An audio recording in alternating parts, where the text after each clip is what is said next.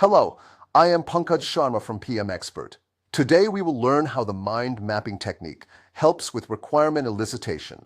A mind map is a visual way to organize information. You start at the center, then branch outward to capture ideas and details.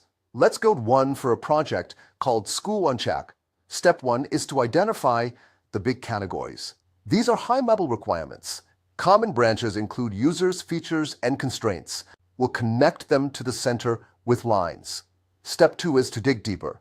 For each branch, ask what else or how. For users, we might list students, parents, and cooks. For features, we can list ordering and payment.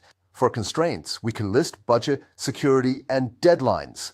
Now, we add detailed requirements. For ordering, think cancel order, select date, and favorite meals. For payment, think credit card, Apple Pay, and student ID card.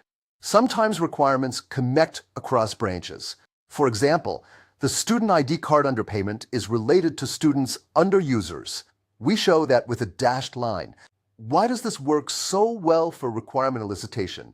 It is non-linear, it prevents gaps, it is easy to understand, and it supports prioritization. Let's list those clearly. For prioritization, use colors. Red can mean must-haves and green can mean nice-to-haves. Finally, here is a simple process to facilitate a mind mapping session. Gather stakeholders, brainstorm freely, refine the ideas, and then convert each leaf into formal requirements. Let's show those steps. That is the mind mapping technique for requirement elicitation.